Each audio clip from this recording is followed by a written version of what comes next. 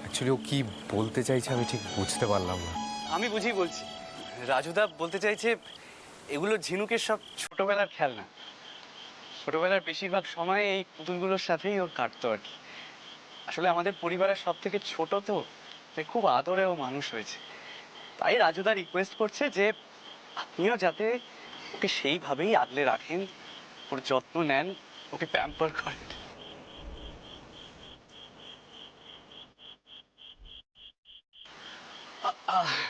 ওর চোখ থেকে জল পড়তে দেবেন না প্লিজ।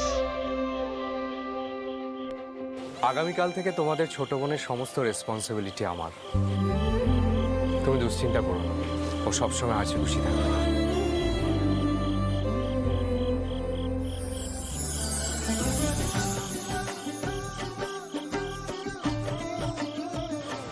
প্রমিস করছি,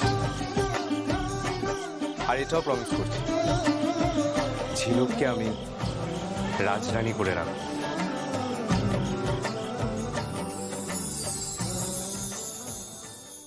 রাজুদা, রাজুদা, সম্রাট বাবু বললেন তুমি ঠিক যেভাবে বলেছ সম্রাট বাবু ঝিনুকের ঠিক সেভাবেই খেয়াল রাখবে।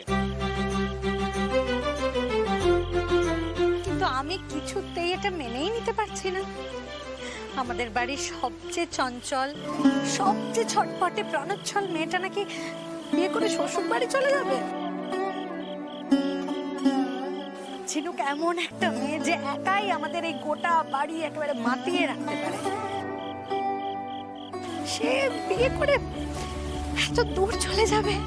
সম্রাট বাবু, আমাদের ঝিনুক না এখনো মনের দিক থেকে অনেকখানি বাচ্চা। যদিও কোনো ভুল করে ফেলে ওকে আপনি বকাবকি করবেন না। হ্যাঁ, তবুও আপনি আমার বোনের মিষ্টি মুখের দিকে তাকিয়ে ওর উপরে রাগ করে থাকতে পারবেনই না। যাই ভুল করুক না কেন, দেখবেন হাসি মুখে আপনাকে ঠিক মানিয়ে নেবে, আর আপনি মানতে বাধ্য। হ্যাঁ, ঝিনুকের হাসিটা কিন্তু খুবই স্পেশাল।